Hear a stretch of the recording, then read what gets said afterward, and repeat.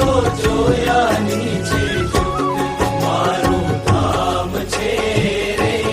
અક્ષર અમૃત જેનું નામ સર્વે સામ્રતી રે શક્તિ ગુણે કરી અવિરામ અતિ તેજોમય રે રવિ શશિ કોટિક વારણ જાન શીતળ શાંત છે રે